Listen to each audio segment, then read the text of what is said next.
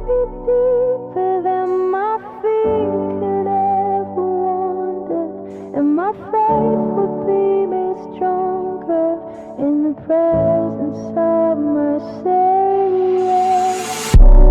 Spirit, lead me where my trust is without border. Let me walk upon the water wherever you would call me. Take me deep. Maravilha, glórias ao nosso Deus. Mais uma vez, como temos dito sempre aqui, que bom que você está neste lugar. Você que veio pela primeira vez, seja muito bem-vindo a esta casa. Assim como nós recebemos as pessoas em nossa casa, e a gente falou bastante sobre isso também, inclusive, que às vezes quando nós estamos em casa e aparece alguém do nada na nossa casa e a gente não teve tempo de arrumar ou de repente não deu certo, a gente fica com aquele coração do tipo, ai, meu Deus, e agora? Vai ver toda a bagunça da minha casa, né? E uma das frases que eu ouço muita gente falar é, eu não estava te esperando. Nós como igreja, como casa do Senhor, nós estamos aqui trabalhando desde as 5 horas da tarde, alguns um pouco mais cedo, outros um pouco mais tarde, mas todos na expectativa de fazer o melhor nesse lugar para que você seja cuidado, esteja bem, para que você fique à vontade nos lugares aqui, para que você tenha qualidade, tenha uma limpeza, para que você também tenha segurança ao adorar a Deus aqui com a gente. Por isso, seja muito bem-vindo. Que bom que você está aqui. Se de repente, pastor, eu tenho algumas dúvidas sobre a igreja, sobre outras coisas, procure a gente no final do culto, a gente tenta de alguma forma ficar perto dos irmãos, ou sair ali e conversar um pouquinho. Às vezes a gente consegue, às vezes não. Mas se você quiser, o nosso telefone está aí também, é fácil da gente conversar. E eu quero convidar você para a gente caminhar junto nesse momento da palavra. Hoje é o segundo tema nosso. Semana passada, isso aqui está funcionando, Caio? Vamos ver. Colocou aí? Já pôs? Deu? Vamos ver. Aí, foi, Caio. Isso, obrigado. Aí, é isso. Hoje nós vamos falar sobre a nossa logo, sobre essa identidade que a gente tem aqui, que os irmãos até tiraram aqui, que ficou feio agora aqui, né? Deixa eu deixar mais bonitinho aqui, senão, né? Sobre essa nossa logo, que quando você entra na igreja, você tem ali. Quando você passa em frente à nossa igreja, você tem ela exposta ali na nossa parede. E a grande pergunta é, o que significa isso? Por que ter uma logo? Por que ter uma marca que nos comunique ou, de alguma forma, nos apresente para as pessoas? A questão é muito simples. Eu não sei se você conhece, mas quando eu mostro isso aqui, você já sabe o que eu estou falando, certo? Não preciso dizer nada. Essa é a ideia. Quando eu coloco essa outra marca, você já sabe o que eu estou falando, concorda? Rapidamente. Algumas pessoas até são... Não vou falar essa palavra. Tem uns que são reféns, vou usar a palavra refém que é melhor. Porque essa marca, ela é muito legal, que ela anualmente troca o telefone, né? Então, todo ano ela diz que você está fora da atualidade. Todo ano ela diz que você está ficando obsoleto. Na perspectiva de que você troque e cresça. A minha irmã hoje, conversando com ela, que ela está querendo um iPhone, acho que é 30 e pouco que ela falou. Aí meu irmão falou, mas você não tem, Laodiceia? Ele falou, não, mas é porque só vai vir quando eu ficar velho, então é só lá que eu vou ter. Então 30 e pouco é o iPhone que eu quero, né? Acho que está no 12, 13, eu não sei qual número que está aí. E essa marca? Que fome, né? Aí eu já até fiz, que delícia. Essa marca projeta na nossa vida a ideia clara de alimento. A gente morava em Sorocaba, eu e minha esposa ali numa avenida, Afonso Vergueiro, e quando você saía do nosso prédio, você olhava para a esquerda assim, tinha dois, um do Mac e um do Burger King. Aí eu subia para a direita, porque a esquerda era a tentação. Então eu ia para a direita e subia para outro lugar, né? Porque se eu olhasse para a esquerda, o joia continuasse, era McDonald's ou Burger King. E essa? Fernanda? Tudo bem para você? Tranquilo? Não te mexeu em nada? Então tá bom. Né, Silvia? Piada interna, piada de família, né, dona Bia? A gente sabe bem que a Fernanda gosta de Coca-Cola. Essa logo, você achou que eu não ia pôr, né? Sou apaixonado por carros, e um dos carros que eu mais gosto é da Audi. Tem um, linda, uma velha, mas é boa. Está quebrada, mas é boa, né, Silas?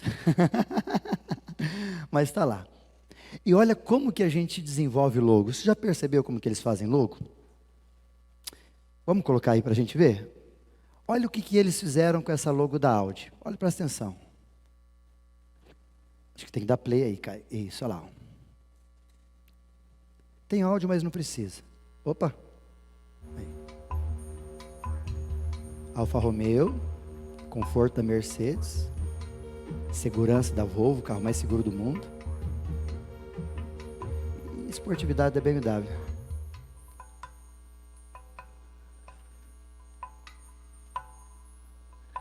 Os caras são bons, não? Você entendeu por que são as argolinhas? Fera.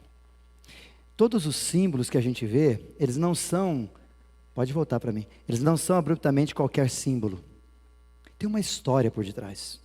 Essa cruz não surgiu do nada, ela tem uma história, ela conta uma história. Às vezes você não concorda ou discorda, ou você concorda ou você critica ou algo assim, mas nada foi feito do acaso. Às vezes foi um start do céu que provocou algumas dessas. E uma das marcas que eu mais gosto é essa. Ó, os irmãos aí que não tem Jesus, ó, se manifestando. Né? Ó, aí, ó. Ó o inimigo se mantendo aí. Brincadeiras à parte, coloquei do meu time, porque o pastor é São Paulino, fazer o quê? Então tem que pôr de São Paulo. Mas se você vê a do Corinthians, se você vê a do Palmeiras, de qualquer lugar no mundo, se você observar isso, já sabe que você é.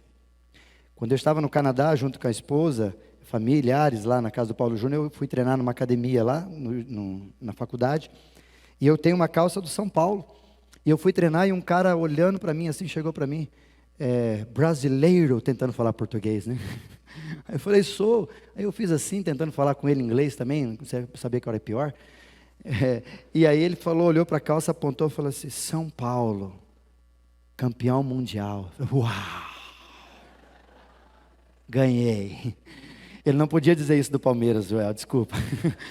Mas de São Paulo ele podia dizer. Brincadeiras à parte.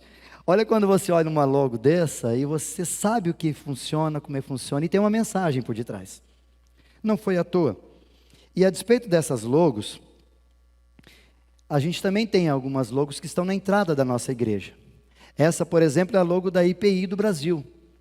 Em todos os lugares que você for, o Brasil inteiro, de Apoque a Chuí, algumas igrejas IPIs estão nessas cidades, e essas igrejas se identificam com essa marca. Então, se você que é membro dessa igreja, for num lugar qualquer, encontrar esse logo, vai falar, aqui tem uma igreja presbiteriana independente. Você vai entrar lá e vai dizer, eu sou irmão de vocês, porque eu sou da IPI de São Manuel. Então, essa marca nos dá essa amplitude territorial. Nós fazemos parte de um processo do Brasil inteiro. E a Igreja Presbiteriana Independente do Brasil, ela tem essa característica porque ela só existe no Brasil. Nós não temos Igreja Presbiteriana Independente da Bolívia, de outros países, nós não temos a IPI, apenas está no Brasil. Na classe de novos membros, conhecendo a casa, a gente aprende o que é essa logo, qual a ideia deles e por que dessas cores. E aí tem a nossa logo, que é essa que vocês estão vendo, que também tem essa aqui, e ela tem uma identidade, tem um motivo, tem um porquê de existir. Mas antes de falar sobre ela, eu queria mostrar para vocês como é que era a nossa logo, antes da gente mudar lá de baixo para cá.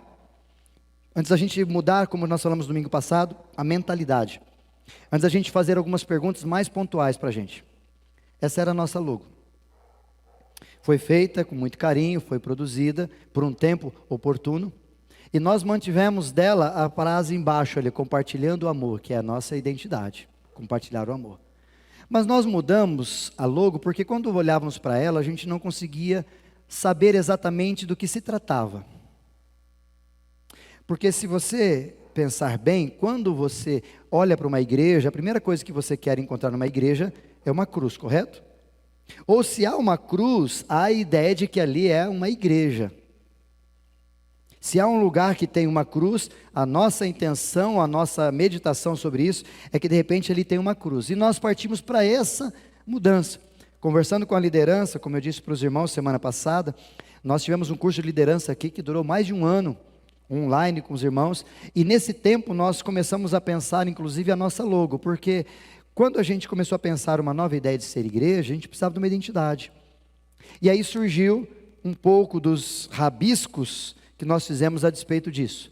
E quando nós pensávamos, essa cruz céltica, que faz parte da estrutura da nossa logo nacional, ela começou a aparecer e a gente começou a imaginar que ela poderia ser mais ou menos assim.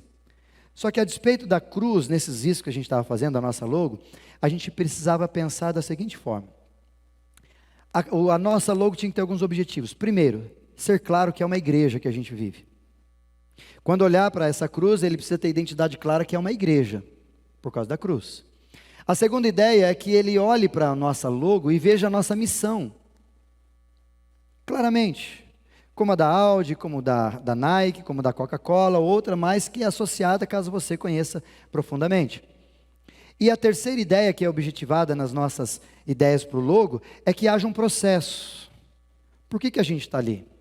Qual a ideia da nossa logo, ou por que a logo existe dessa forma?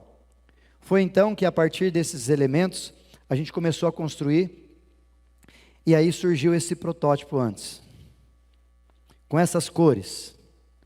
Não sei se você observa, mas as nossas cores são extremamente importantes, você saber. Até porque quando você olha para as cores, você tem ali o escrito maturidade na cor toda, na cruz toda, porque a gente se identifica de algumas formas diferentes. Olha o desenvolvimento da nossa logo, como ela surgiu. A primeira ideia é o público, ou seja, é a galera que está próximo da cruz. A segunda ideia da nossa logo é a parte vermelha, ali, faltou ali, acho que o negócio, a nossa fonte, né, Kai? Tem problema não, ali está escrito conversão. Se você estudar na nossa classe de novos membros, você vai pegar isso aí tudo esmiuçado, com versículo bíblico, tudo certinho, mas não dá tempo da gente falar aqui. A primeira cor da cruz, que é essa que a gente tem aqui, a vermelha, é quando a pessoa se encontra com Jesus e ela tem a sua vida transformada, conversão. A segunda, subindo a cruz, é a branca, onde nós temos ali, ele se torna membro da igreja. Ali é lavado, transformado, revigorado, e lavado ele fica branco como a neve, por isso a cor branca como proposta ali. E depois vai para o amarelo, que é servo, nós chamamos de servo, ou seja, nesse amarelo a gente tem a ideia de que nos tornamos como um ouro, para ser lapidado na mão do ourives, ou seja, vai mexer, vai trabalhar, vai mexer, vai trabalhar.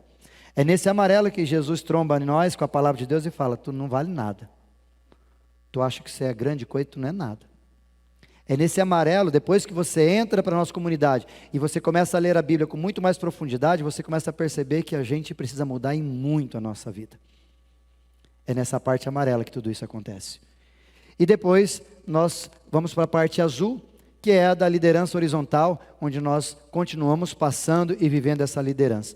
Só um quesito, liderança horizontal, por que a gente fala sobre isso?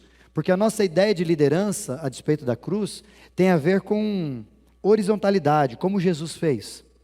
Não é o pastor, não é presbítero, não é diácono, não é presbítero, não é algo assim e vai descendo. Não, a gente não quer desenvolver essa hierarquia. Tanto que Jesus, claramente, na sua última ação com seus discípulos, ele simplesmente pegou uma bacia, pegou uma toalha e foi lavar os pés dos discípulos. E ensinou-os dizendo a seguinte expressão: assim como vocês estão me vendo fazer, façais vós também. Numa expressão dizendo, estamos aqui todos iguais para servir. É claro que eles sabiam quem era o mestre, mas na atitude, no diálogo, somos liderança horizontal. E aí então, depois desse protótipo, depois de pensar bastante assim com a liderança, surgiu a nossa logo, onde você vê a identidade vermelha aqui, sangue de Cristo, o branco aqui, onde você é lavado por causa da cruz de Cristo, sangue de Cristo, quando você encontrou com Ele, o amarelo, quando você vai ser lapidado, trabalhado, aqui a liderança horizontal, e aqui quando Jesus chama nós, o azul clarinho, nós se vê no céu. Pastor, onde o senhor está? Rapaz, não faço nem ideia. Mas a pergunta que eu quero que você talvez responda sobre a cruz, é onde nós nos encontramos nela? Sabe por quê? E aí que entra a proposta da nossa logo. Porque essa logo, ela tem alguns objetivos, como a gente falou antes. E onde você encontre igreja nela.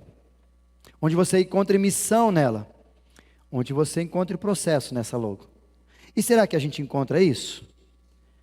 Igreja, encontra. Quando você vê a nossa logo, você encontra uma igreja, porque é uma cruz. Tem uma igreja. E que igreja é essa? Igreja Presbiteriana Independente de São Manuel, que está aqui há mais de 120 anos. Quando você vê essa logo, você também vê a nossa missão, conectar pessoas para o envolvimento crescente com Jesus. Por isso que ela tem toda a conexão aqui, ó, elas se conectam, é uma cruz diferenciada, a proposta dela. Linda, quem fez ela, foi essa logo, foi o Michel, lá de Maringá, uma ovelha nossa, onde eu fiz o casamento, ele que fez essa logo para nós, e foi muito feliz. A gente colocou os desenhos, as ideias, ele pegou tudo, montou e fez essa logo linda, para nós que tem a ideia de conectar pessoas.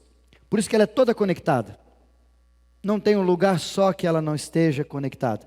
Aqui talvez ela está aqui porque não tem como juntá-la na proposta, mas você vê na logo que ela está inteirinha conectada. É a nossa proposta, conectar pessoas. E você também entende o processo, que é maturidade e crescimento. Porque na vida com Jesus, e aí que é a nossa proposta no início, conectar pessoas para o envolvimento crescente, como igreja de Jesus, nós não queremos que você encontre-se com Jesus, somente. Nós não queremos que você tenha um encontro ou uma expressão que você aceite, qualquer que seja a expressão que você se utilize em relação com Jesus, mas nós queremos e lutamos para isso, que você ao encontrar com Ele, se desenvolva em vida com Ele. Não é só garantir salvação, não é só se encontrar com Jesus, é ter uma vida a despeito daquilo que você é, algo daquilo que Deus quer que você se torne lá na frente, por isso que é um envolvimento crescente com Jesus. E a proposta da cruz, como processo, ela tem essa ideia de maturidade, porque ora eu estou aqui, se você ainda não se encontrou com Jesus, você precisa se encontrar com Jesus. Se você já se encontrou com Jesus, você precisa entender que os nossos pecados foram lavados, e que o pecado não pode ter mais o mesmo nome, a mesma ideia e nem a mesma força sobre nós do que tinha antes. Não somos mais escravos do pecado, o apóstolo Paulo nos lembra. A partir dali nós colocamos-nos à disposição de Deus como servo para ser lapidado. E talvez aqui entre um grande problema da igreja presente. A gente às vezes como igreja, colocamos todo mundo para encontrar com Jesus, fala que é lavado do pecado, mas ninguém é transformado. Nos tornamos aqueles irmãos ou irmãs, que a gente brinca no conceito, de crente Gabriela. Eu nasci assim, eu sou assim e você sempre assim. Ah, depois de velho não mudo mais. Deixa eu te dizer uma verdade para o teu coração. Eu não acredito em mudanças, a não ser que seja por intermédio de Jesus. Sabe por quê? Porque Jesus não muda as pessoas. Jesus mata as pessoas. Jesus faz a gente nascer de novo, por isso que é possível ser transformado. Por isso que quando Jesus fala com Nicodemos sobre nascer de novo, ele pergunta para Jesus, como é que eu posso herdar a vida eterna? Jesus diz para ele, você tem que nascer de novo. Por isso que o primeiro passo de Jesus ao me encontrar com ele, é fazer com que eu vá para a cruz, e como ele mesmo diz, já falamos sobre isso aqui, tome a sua cruz, negue-se a si mesmo, ou seja, deixe de ser você, para que Jesus transforme você em quem ele quer que você se torne. Talvez esse seja o mais desafiador processo na nossa caminhada. Porque se o ourives pegar um ouro grosso, bruto, e começar a mexer, se o ourives, ou se Deus começar a mexer comigo e com você, com aquilo que nós somos, a gente fica bravo, não fica? Como alguns de vocês que brincam com a gente aqui, nossa pastor, hoje o senhor bateu em nós. Não, eu só li a Bíblia. É a Bíblia que fala para a gente. Paulo ensina isso em Timóteo. Ela é perfeita para nos corrigir, para nos confrontar. Ela é perfeita para colocar a mim e a você no processo de crescimento e desenvolvimento com Jesus. Mas o problema é que muitas vezes nós paramos aqui, eu sou salvo, então estou de boa. Eu me encontrei com Jesus, estou de boa. E nesse aspecto, A nossa logo, ela tem única e exclusiva proposta: produzir crescimento. Por isso que a pergunta é salutar quando eu levo a vocês: onde você está aqui? Se você nunca se encontrou com Jesus, Ele está te chamando. Ele tem uma vida diferente para você. Se você não teve um encontro, não fez uma oração: pastor, eu já sou de Jesus, que dia, como é que foi? Você se encontrou, você orou, falou com Ele, entregou sua vida a Jesus para que o reino das trevas saiba que você não é mais escravo dele?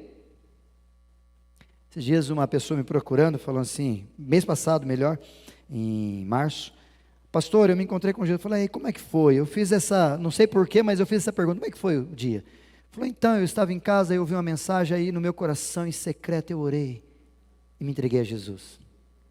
Aí eu disse para ela: está errado. O que está errado, pastor? Está errado. A confissão, a entrega, o relacionamento com Jesus a partir de uma confissão e confessão, e a partir da metanoia, não é a partir do que eu sinto ou das minhas ideias. Jesus, sou. Amém. Não. Por isso que a palavra de Deus vai dizer que nós precisamos professar a nossa fé, falar em alta voz, dizer para todos os ouvintes presentes, quer sejam físicos ou espirituais, de que agora nós fazemos parte de um novo propósito para a nossa vida, para que o reino das trevas saibam que você não é mais da treva, que você não é mais escravo dela. Então esse compromisso com Jesus definitivamente tem a ver com você falar, verbalizar e dizer, e não apenas amém. Está errado.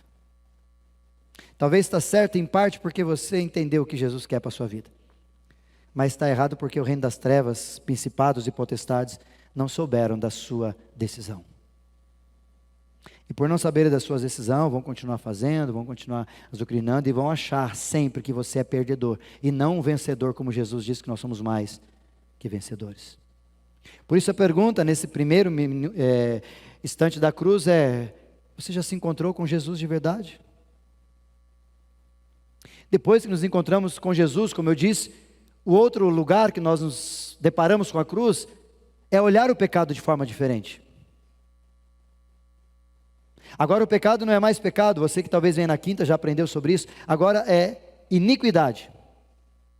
Porque agora algumas coisas você sabe que você não tem que fazer, e você faz. Perde a salvação? Não, pastor, não perde a salvação. Mas você deveria se ocupar muito mais daquilo que te limpa do que daquilo que te suja. Por isso mais branco do que preto. Entendeu? Depois que você passa pelo branco, tem uma consciência diferenciada sobre pecado, você começa a se colocar na mão de Deus para que Ele comece a bater em nós.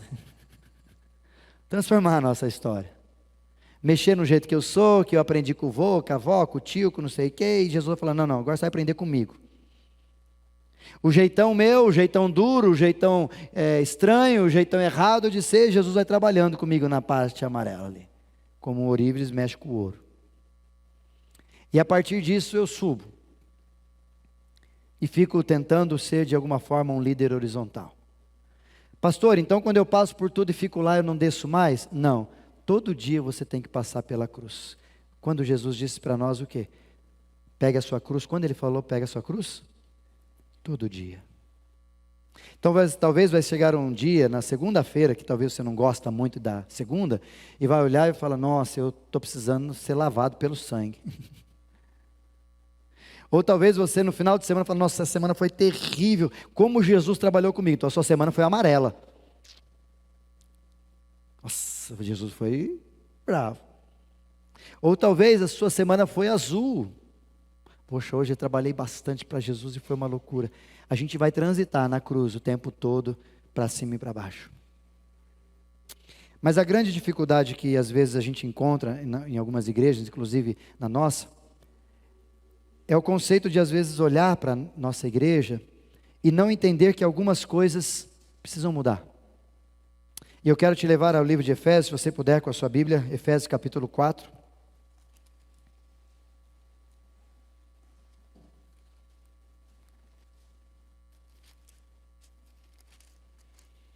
Efésios no capítulo 4, olha o que diz esse texto.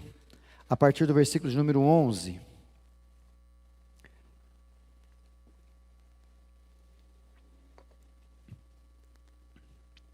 Efésios 4, capítulo 4, versículo 11 em diante, Jesus vai falar sobre, apóstolo Paulo vai falar a respeito de Jesus, sobre o ministério e o serviço dos santos, e ele faz uma tratativa muito importante aqui para a gente guardar.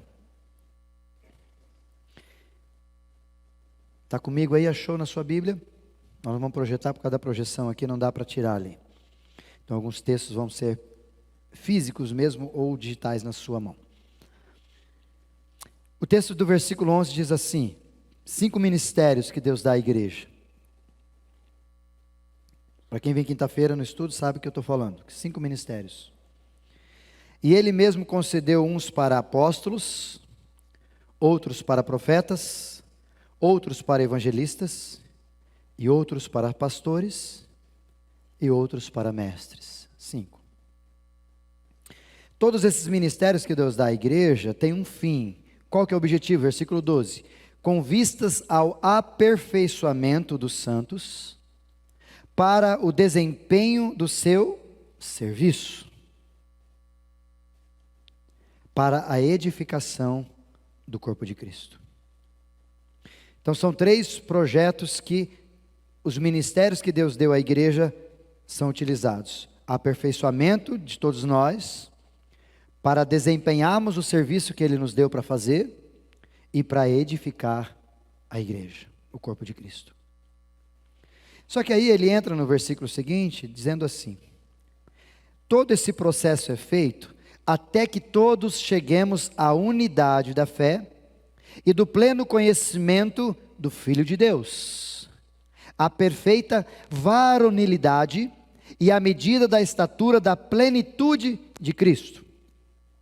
Ou seja, há um objetivo. Tudo o que ele falou no versículo 11 e 12 tem como objetivo no versículo 13 fazer com que toda a igreja seja unida, conheça o Filho de Deus e seja perfeito e varão perfeito, crescendo varão, Salmo de número 1, para quem veio quinta-feira, lembra o varão? Perfeito, varonilidade, e chegue à estatura da plenitude de Cristo. Ou seja, o objetivo de todos nós, de uma igreja, segundo Paulo aos Efésios, é o quê? É fazer com que eu e você nos pareçamos com Jesus.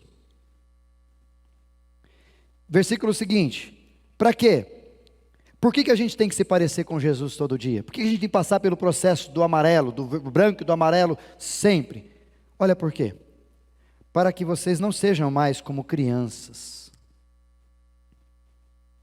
agitados de um lado para o outro, e levados ao redor por todo o vento de doutrina, pela artimanha dos homens e pela astúcia que induzem ao erro. Quando você fica como criança, quando você não passa pelo processo de desenvolvimento, de crescimento, maturidade, a gente vai falar disso domingo que vem, as fases da vida cristã, a gente é levado por ventos de doutrina, as pessoas dizem alguma coisa, a gente acredita, outros falam outras baboseiras, a gente vai lá e fala, não, pode ser que seja verdade. Por quê? Porque a gente é criança, a gente não tem o conhecimento da verdade, não somos pessoas maduras.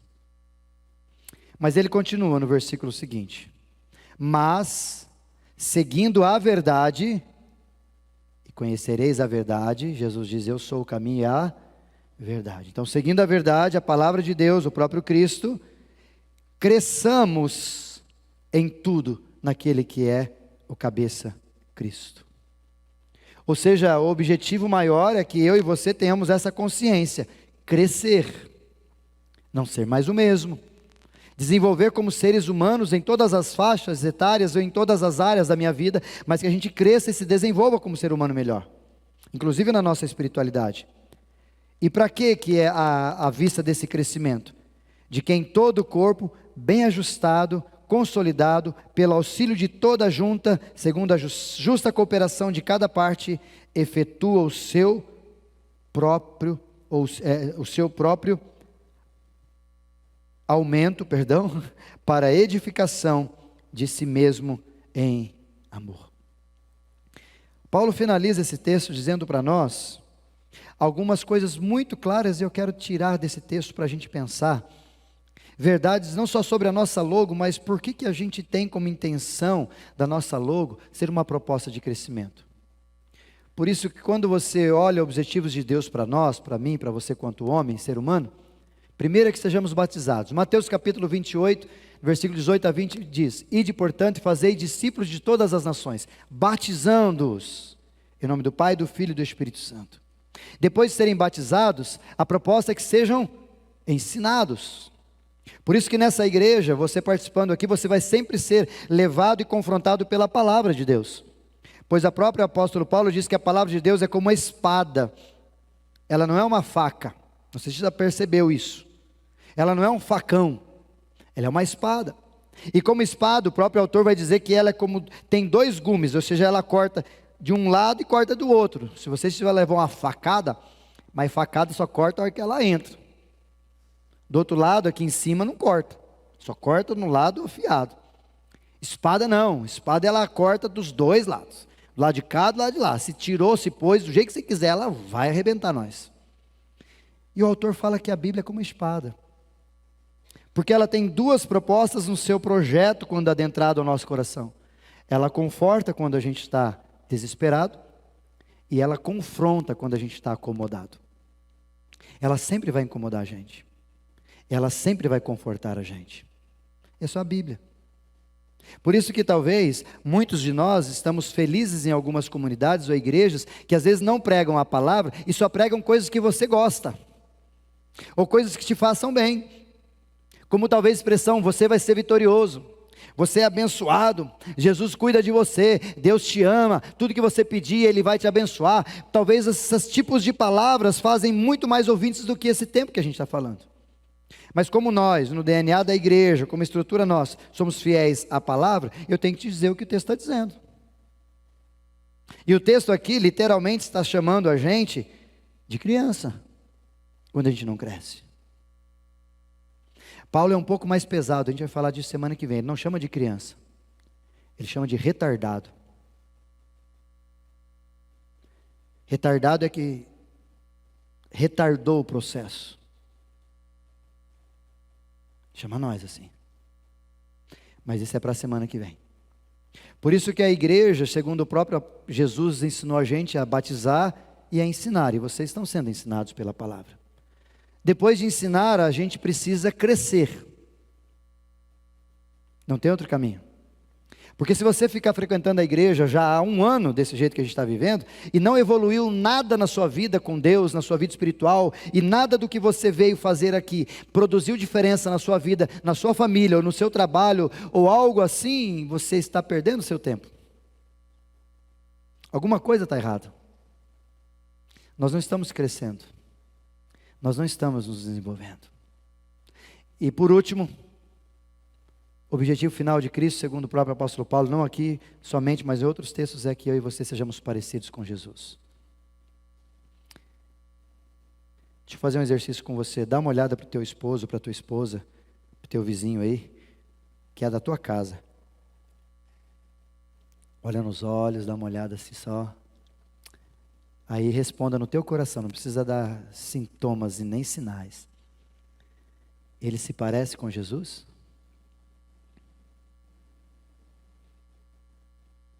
Ela se parece com Jesus?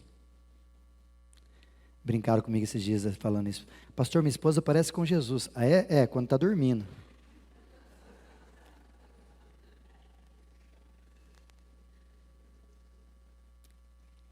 Ou talvez a gente fale assim, não, eu pareço com Jesus. Aí a coisa tira a gente do sério. Aí a gente mostra as garras. Sinto muito, o que vale é aquilo que você é de verdade em todo o tempo. Porque ser igual a Jesus quando as pessoas nos fazem bem é muito bom, não é verdade? Facinho demais da conta. Agora quando alguém vem, aquele patrão chato, aquele funcionário fora da casinha, aquele dia que a esposa acorda, aquele dia que o marido devia ficar dormindo. Enfim, vocês sabem. Como é que a gente se comporta?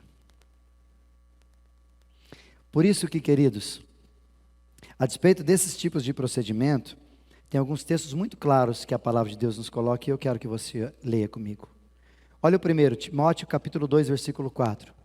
que todos os homens sejam salvos e cheguem ao pleno conhecimento da verdade. O objetivo do apóstolo Paulo, do cristianismo, do evangelho de Jesus com a gente, é exatamente essa expressão de Paulo a Timóteo, que todos os homens, quando ele diz homens, ele está querendo dizer natureza, eu e você, homem e mulher, todos nós, façamos o quê? Sejamos salvos, primeiro passo, e depois cheguemos ao pleno conhecimento da verdade, ou seja, você precisa trabalhar para que você conheça Deus, conheça Cristo Jesus, conheça a palavra cada vez mais. Esse é o objetivo do evangelho quando te alcançou. Não é só te alcançar e pronto, é produzir crescimento. Segundo, 2 Pedro 3,18 vai dizer, crescei na graça e no conhecimento de nosso Senhor e Salvador Jesus Cristo. Imperativo. A proposta que Pedro traz para a gente é o desenvolvimento, crescimento, cada vez mais. E por último, Efésios capítulo 4, versículo 13, que nós lemos agora na narrativa. Até que todos nós cheguemos à unidade da fé e do pleno conhecimento do Filho de Deus. Sendo assim, seremos perfeitos, varões perfeitos, à medida da estatura de quem?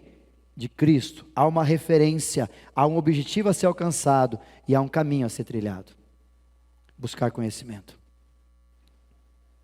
E diante dessas informações, desse objetivo de Deus para nós, a pergunta que eu faço para você é o seguinte, e deixo uma frase para definição. É um contínuo crescimento de amor a Deus e ao próximo, revelado por um caráter transformado, que atitudes e comportamentos, agora cortou o meu aí, meu querido. Não acredito que você cortou aí, Caio. Cortou a frase aí, Caio. Eita, Butinho, não tem problema não, Caio. Eu abro a frase inteirinha aqui. Eu vou abrir a frase para você ver aqui, querida. Não estava usando ela aqui, mas vou ter que usar agora. A fonte lá se perdeu aí. É um contínuo crescimento de amor a Deus e ao próximo, revelado por um caráter transformado, que reflitam atitudes e comportamentos semelhantes aos ensinados e vivenciados por Jesus. Vou repetir para você guardar. O projeto de Deus para mim e para você é um contínuo crescimento de amor a Deus, amar a Deus sobre todas as coisas, e ao nosso próximo. Revelado de que forma? Por um caráter transformado, que reflitam atitudes e comportamentos semelhantes aos ensinados e vivenciados por Jesus. Não tem outro jeito. E não só tem outro jeito, mas seria esse o objetivo maior de Deus que Ele queria que eu e você vivêssemos como igreja. Mas deixa eu te passar alguns dados, só para você ficar um pouco feliz. 20% dos crentes nunca oram. Onde você está aí? Qual é o seu tempo de oração? Jesus orava. Bora orar? Não tenho tempo. Então, ou digo duas uma, ou você não é crente, ou você não entendeu o que é ser cristão. Segundo, 25% dos cristãos ou dos crentes não lê a Bíblia. Estatísticas. Semana que vem eu vou trazer estatísticas mais pesadas ainda, que vocês vão ficar meio, pastor do céu, o que é isso? Estatística. Você faz parte dela? Você lê a Bíblia? Deixa eu fazer só uma pergunta bem básica para você tentar responder se você está no vermelho ou no preto. Qual trecho da Bíblia você leu essa semana?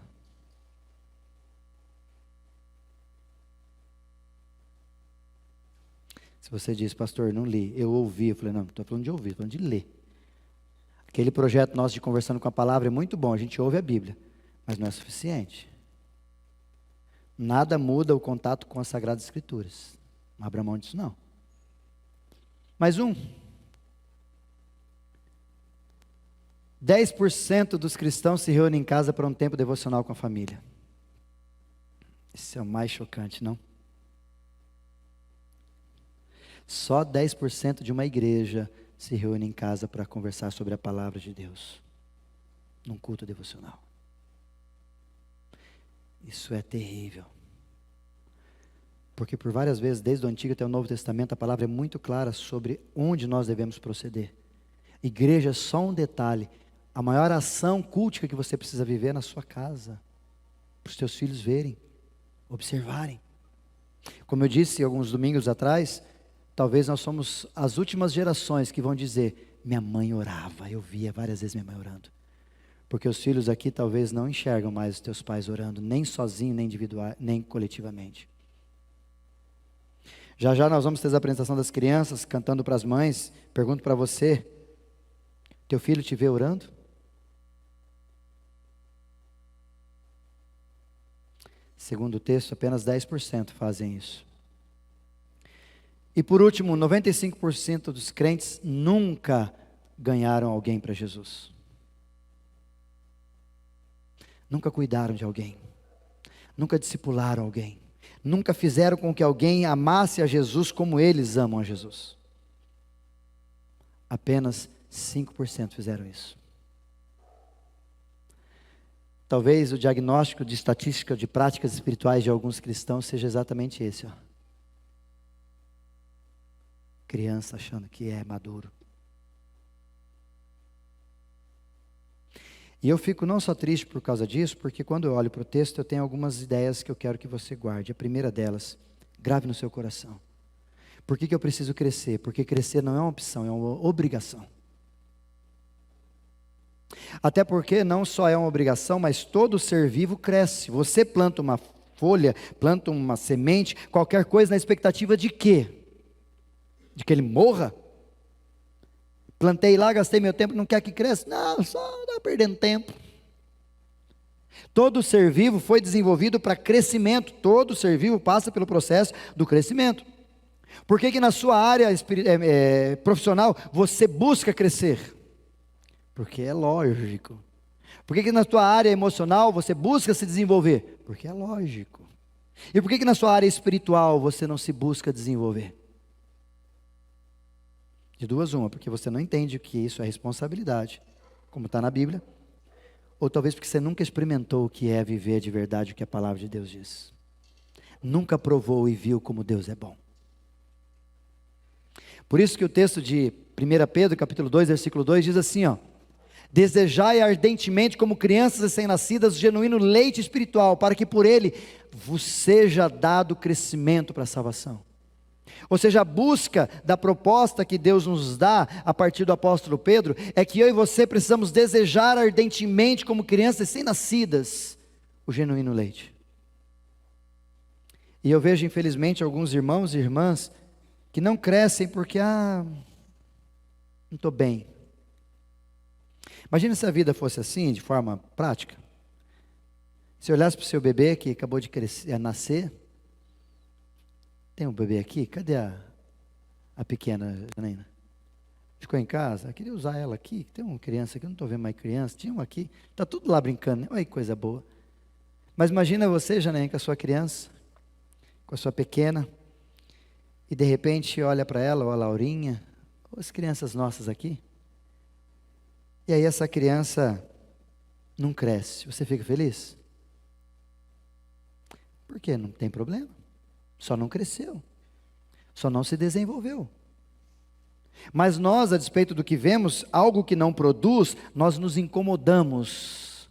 Mas quando nós olhamos para o espelho e percebemos que nós não estamos crescendo, a gente fala e trata isso como uma fase da vida.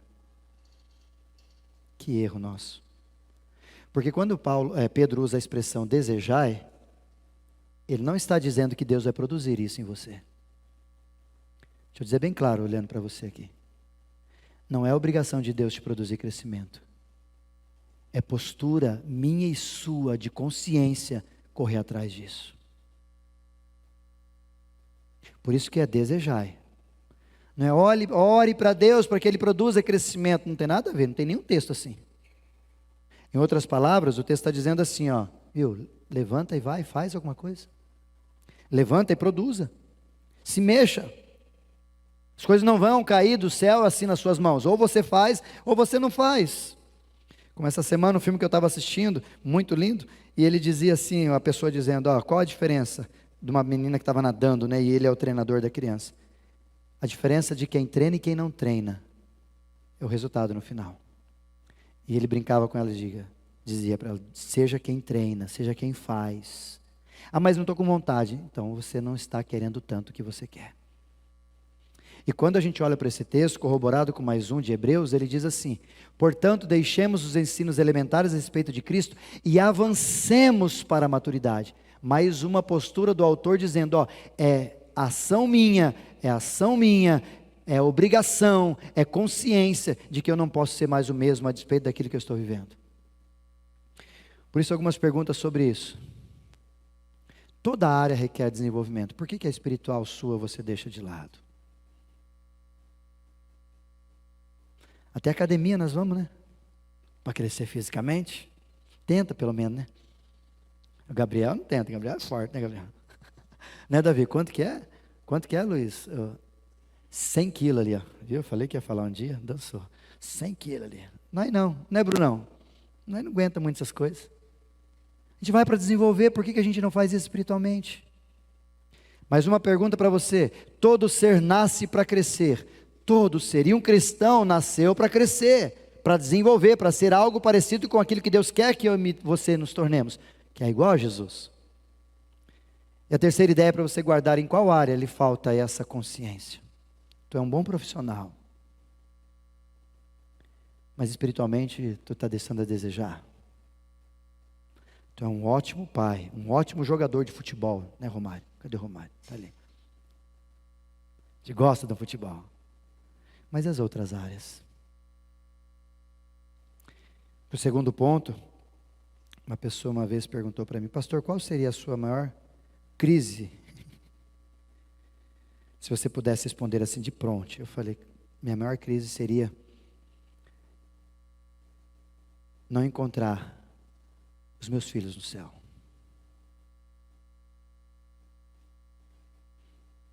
Já pensou sobre isso?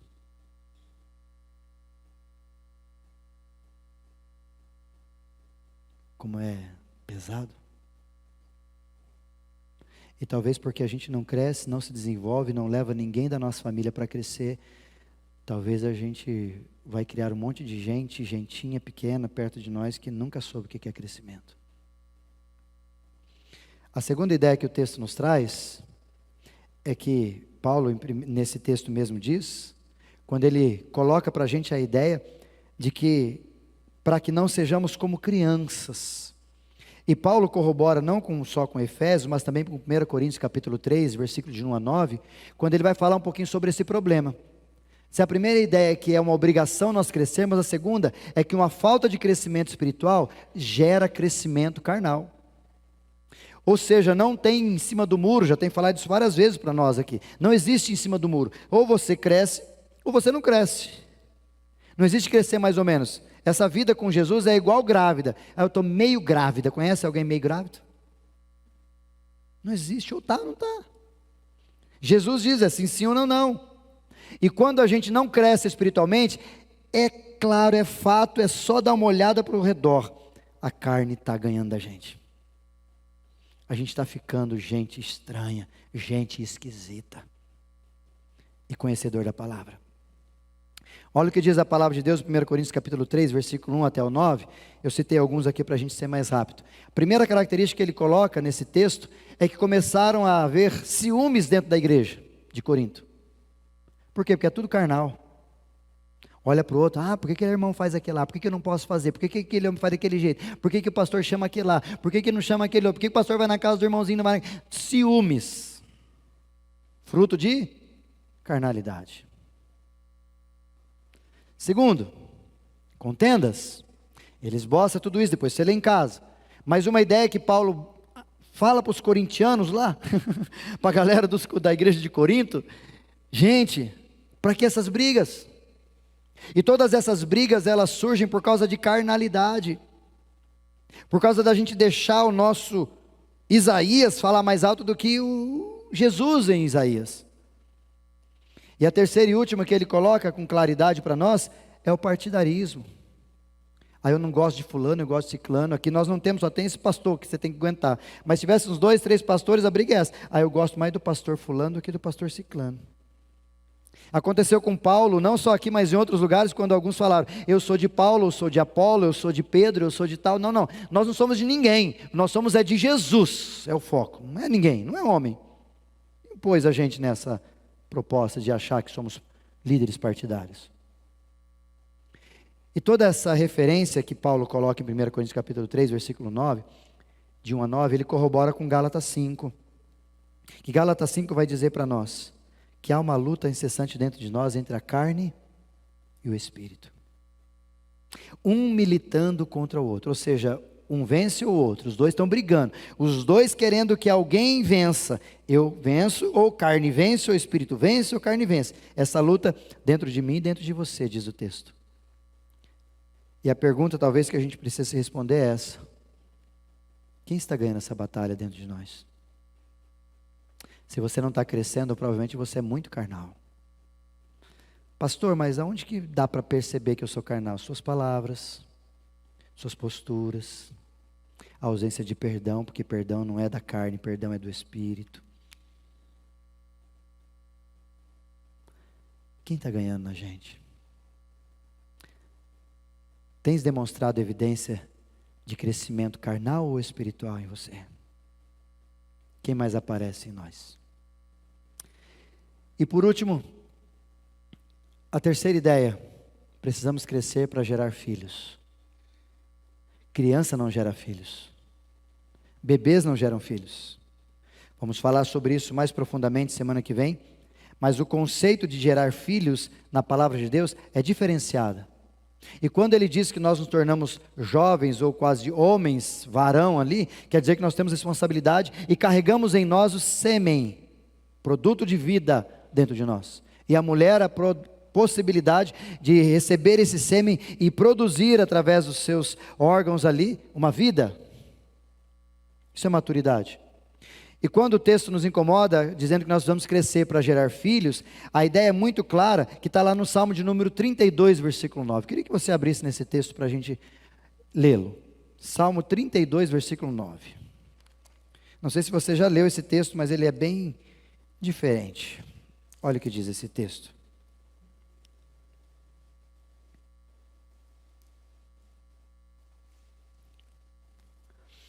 Quando nós não crescemos, quando nós crescemos apenas pela carne, não espiritualmente, quando nós nos desenvolvemos como vida cristã, a gente tem alguns problemas. Que o salmista nos aponta no versículo 9, e ele fala para a gente não ser. Olha lá, se está na sua Bíblia assim, confere comigo. Não sejais como um cavalo.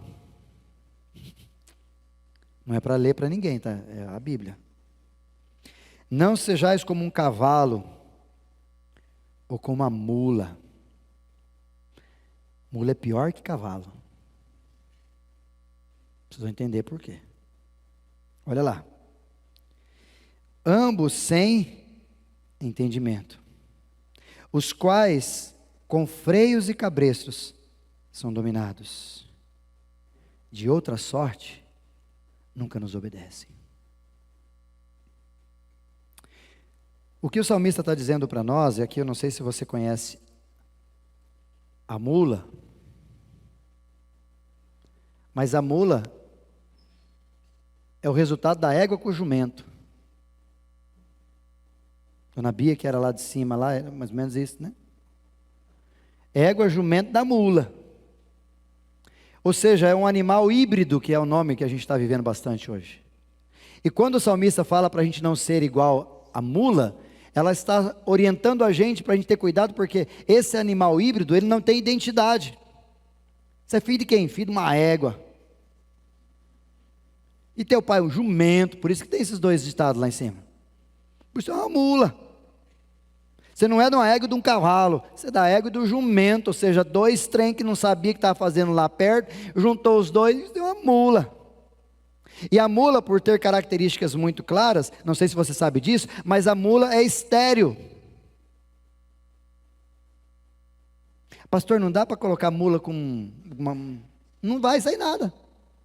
Porque ela veio de um sistema híbrido e ela se tornou estéril, e mula não dá nada, não dá mulinha. Não dá. E o pior é que a mula é o que pela sua qualidade e fama? Um bichinho difícil de domar, não é? Quando você fala para alguém que é assim, gênio forte, fala, rapaz, mas empaca, parece uma mula. O trequinho, parece uma mula. Talvez aqui para nós não é tão comum isso, né? Mas lá para cima o trem é desse jeito. Como um pastor Áureo falava, brincava, ele foi diretor do seminário nosso de Fortaleza, ele brincava, o filho de uma égua. Que era a forma deles brincarem e falar da gente. Só que o grande problema que o salmista traz para nós é que quando nós não crescemos, nós não geramos vida para alguém, ou nós ficamos no ostracismo, parados, sem desenvolver, nós vamos nos identificar igual uma mula, que não gera ninguém para Jesus. Nem nós mesmos não crescemos e ninguém cresce perto da gente. E o grande problema sobre isso, e aqui que eu quero que você entenda a respeito desses detalhes. Você já pode dar luz a filhos espirituais? Você já cresceu espiritualmente o suficiente para você gerar a espiritualidade em alguém?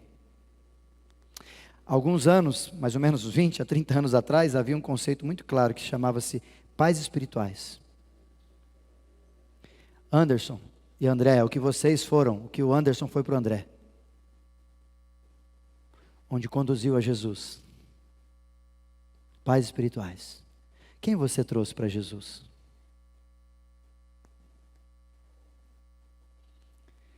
Quantos filhos espirituais você já gerou? Sabe por que a gente não tem gerado quase nenhum filho espiritual? Porque nós estamos ainda recheados de igrejas extremamente infantis, que não cresceram. Semana que vem nós vamos voltar e falar sobre as fases que Paulo fala sobre a vida cristã, e eu quero que você guarde e fique com a gente. Mas a despeito disso, eu quero que você guarde essas imagens para a gente finalizar. Mulheres, está na hora de crescer. Tornar-se uma mulher segundo o coração de Deus. E só há crescimento na palavra. Homens, está na hora de ser homem, né? Como a gente falou no Cabra Macho, desse último que a gente conversou e comeu carne pra caramba. Davi falando com Salomão. Seja homem. E quando eu digo homem, não digo de idade, não digo de postura, assim, de fala, de voz grossa, eu digo de comportamento. Por isso, ouvir, refletir e agir para a gente fechar. Primeiro, tome uma atitude de verdade de alguém que quer crescer. Quem quer, faz. Quem não quer, dá desculpa. Entendeu? Quem vai perder é só você. E se você é casado, quem vai perder é a sua família. E se você tem filhos, quem vai perder são seus filhos e a sua família inteira. Então, se você não tem capacidade de lutar por si só, dá uma olhada para quem tem influência sobre você e lute por eles. Mas tenha uma atitude real e verdadeira. Segunda postura que eu gostaria que você guardasse e ficasse. Maturidade é o objetivo maior em nossa caminhada cristã. Eu hoje preciso ser melhor do que eu fui ontem, e eu amanhã preciso ser melhor do que eu sou hoje. Isso é crescimento e maturidade todo o tempo. E por último, eu e você precisamos nos tornar mais parecidos com Jesus. As pessoas precisam olhar para nós e perceber que nós somos parecidos com Jesus em qualquer lugar que a gente se encontre. Não apenas numa ideia de evangelho, de ir para a igreja ou de carregar Bíblia, mas numa ideia real e verdadeira de que Jesus está transformando a nossa vida. Por isso eu quero deixar essa última imagem para você.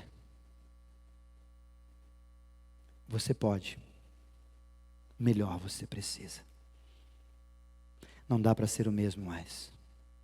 Caso contrário, sendo o mesmo, tanto eu quanto você seremos engolidos pelo inimigo.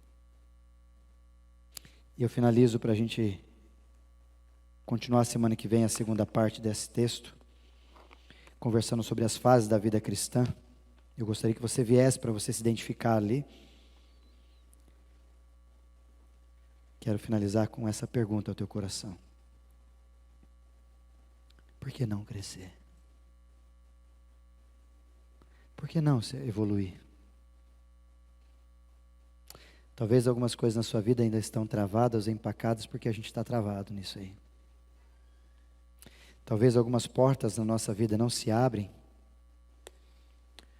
porque a gente não cresce.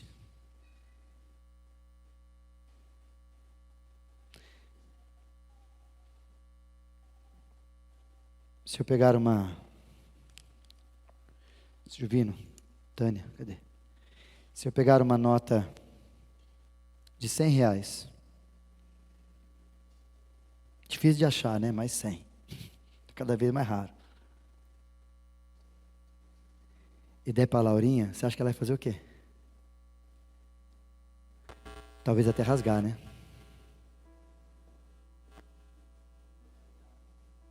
Só fechar aqui para os meninos se ajeitarem ali, gente. Vai rasgar, vai brincar, vai cortar. Não vai entender o que é uma nota de R$100. A culpa é dela? Ela é uma criança. Agora, Silvino, sugestão para o mês. Dá uma nota de R$100 para a Tânia. Assim. Ela vai olhar, a primeira coisa que ela vai dizer: obrigado, maridão. Ufa, hoje eu tenho 100 conto para gastar. A mesma nota produz sentimentos diferentes nas pessoas. Por quê? Por causa da maturidade que se tem. A Laurinha não tem maturidade de pegar uma nota de 100 porque ela não conhece, não cresceu. A Tânia tem. Talvez Deus está querendo te dar uma nota de 100 para você entender. Mas Ele não vai dar porque você vai rasgar a nota. Talvez Ele não permite que você dê mais um passo para frente, porque se Ele fizer isso, infelizmente você vai acabar caindo. Então muito do que eu e você vivemos não tem a ver com o que Deus quer, tem a ver com o que a gente é capaz de suportar. Por isso que é tão importante o crescimento, queridos. Por isso que é tão importante eu e você buscarmos todo dia um pouquinho mais ser parecido com Jesus. Senão a gente não vai conseguir ser parecido com Jesus e a gente nem vai conseguir se evoluir como pessoa. O texto da palavra que nós vamos ler semana que vem fala que quando ainda somos crianças, somos parecidos com os escravos, mesmo sendo herdeiro do Pai. Só quando alcançamos a maioridade, recebemos a herança que nos é dada. Talvez você vive e Deus quer te transformar como um filho maravilhoso, crescendo. Mas talvez a gente não se desenvolva sobre isso porque a gente ainda é criança espiritual. A Logo nos ensina a fazer isso, crescer.